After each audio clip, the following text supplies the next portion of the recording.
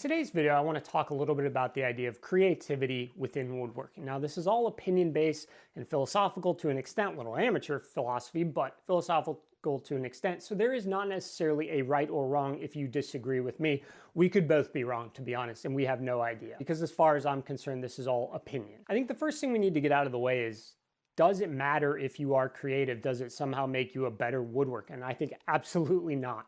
There are people who make a very simple item and sell a lot of them to a lot of people and make a lot of money, and they can survive on that.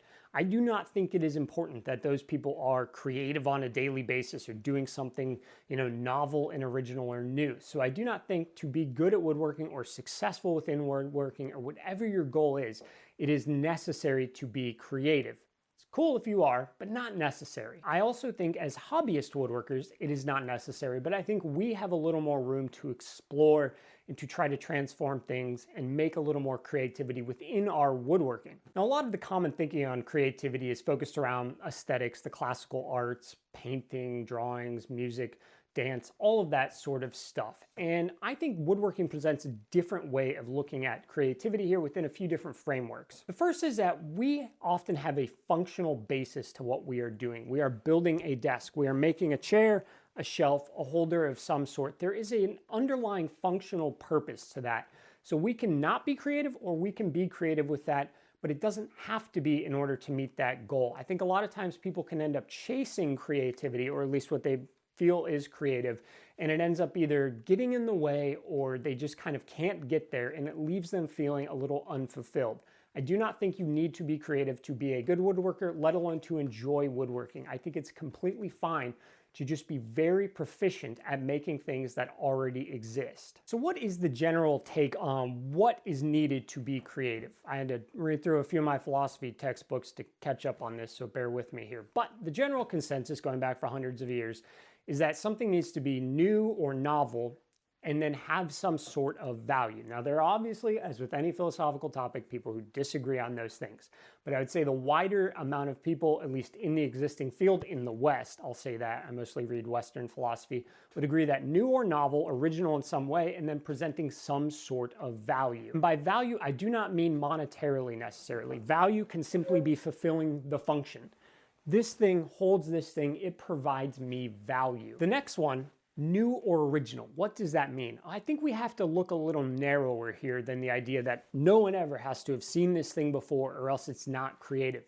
It can be creative in the sense that it's new to you or new to someone around you, and you have created this original work as far as you know. There is a famous subset of math, I can't remember if it's algebra or calculus, it's one of those two, but hundreds of years ago, two guys independently created it, basically at the same time. Now, one of them was technically first. Now, it was literally already existing because somebody did finish first. They didn't set the pen down at the same time.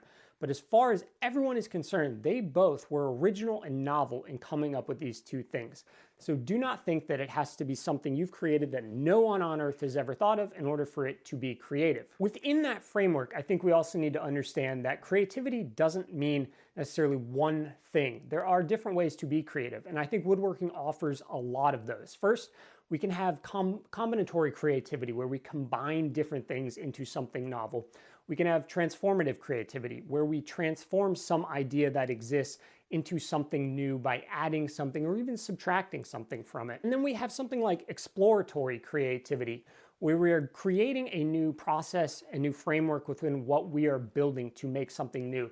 So with that last one, think of kind of different eras within furniture making, right? Like the concept of mid-century modern, even though it wasn't one single person who decided all the rules and all of that, that was a new framework of how aesthetics within woodworking and processes within woodworking would work. That was creative, and it was an exploration of this new set of looks and angles and construction methods and all of those things. So that is the exploratory side. That one is the more nebulous of all of them. Let's go back to the beginning though with combinatory and transformative, because I think these are the most relevant to all of us. I'm not creating the next mid-century modern anytime soon. So what does combinatory mean? Well, I've got an example that this has always stuck in my head, and it's a project I've never done, but I think it was maybe 7 or 8 years ago.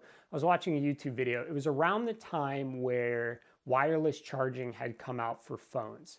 And this person's video, and I have no idea whether it was original to them or if they borrowed the idea and imitated from someone else, but as far as I was concerned watching this, this was a novel idea. They were building a desk they wanted to work on. They had a goal of not having clutter all over the place. They wanted it to be relatively clean. Of course, to charge things, we have to have cables, right? Well, suddenly we now have this wireless charging, but most of the common ways of doing that still required putting the wireless charger on the table connected to a wall outlet somehow, so there was still a wire, you just sat your phone on top of it. This person had either come up with or imitated the idea or combined the idea of wireless charging and a desk and minimalism with nothing on top. And how had they done that? Well, they'd realized that you didn't have to have the phone on the wireless charger perfectly touching. You could actually have it a slight little distance away. And in order to solve that problem of not wanting to have that cord on the top of the table, they simply mounted it up into the wood in a certain spot so that the phone could sit right there.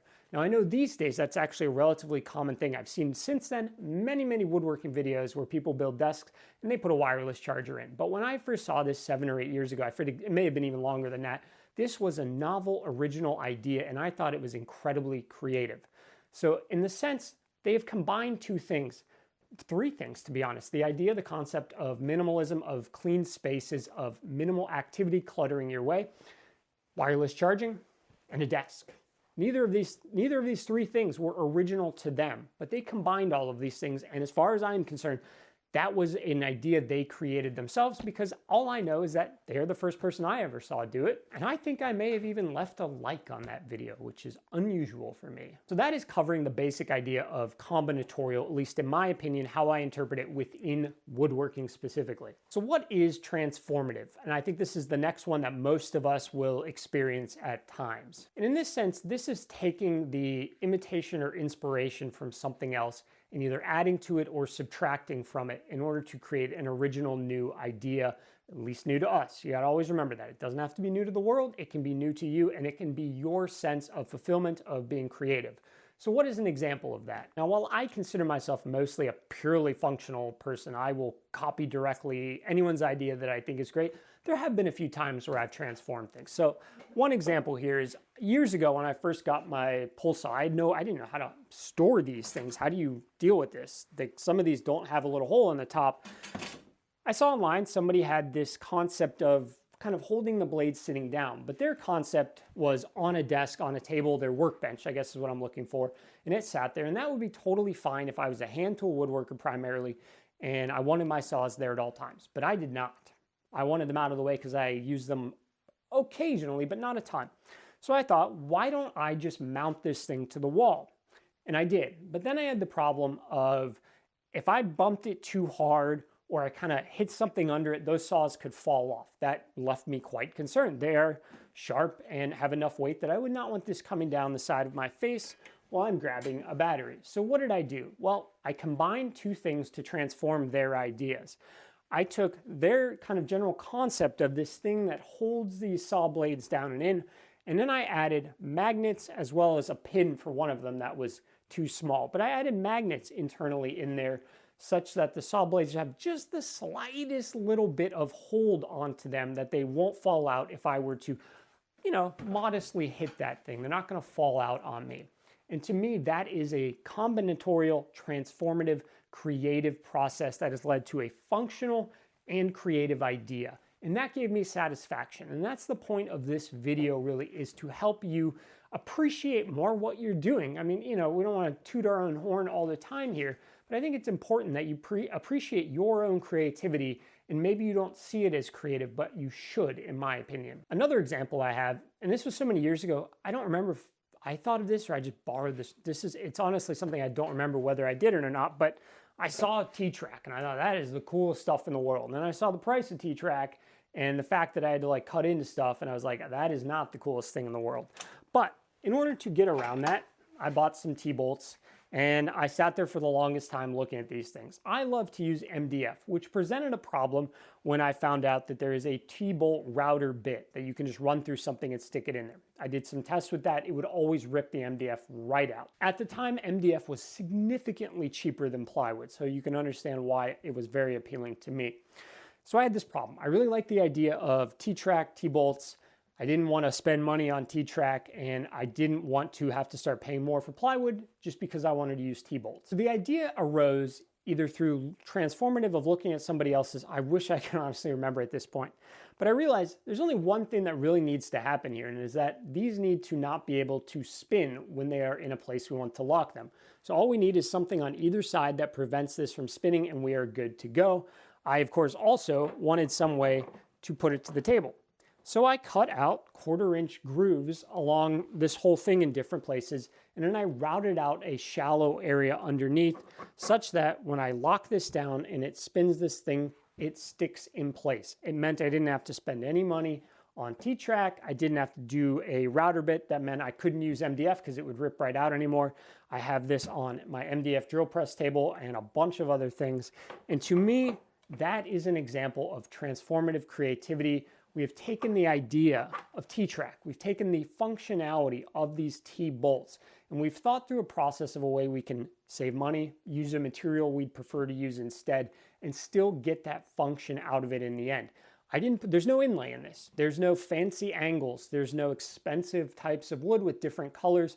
And I think a lot of people get pigeonholed into that idea that color and shape and inlay and all of that stuff is what creativity is. So I just want you to walk away from this video understanding that you can be incredibly creative in many different ways. And yes, I do believe creativity can be improved upon. The act is itself doing something and adding value. It's an action. We can get better at doing something, and doing something better can add to increased value, increased satisfaction, increased creativity. So do not think that you aren't creative and therefore can never be creative. Start thinking about combinatorial creativity, transformative creativity, exploratory creativity. Maybe you do some process, you think it's slow, it doesn't work well, and you want to come up with a jig to do that better. And in your head, you look through that problem and you create that jig. That is creative work within woodworking that I think is very unique, and that you should cherish those feelings and those ideas. And by all means, if you want to do incredibly beautiful inlays and beautiful dovetails and different types of woods and colors, and that is creativity to you, that is creativity. But I think there are other ways to feel creative as well. Thanks for joining me today. Bye.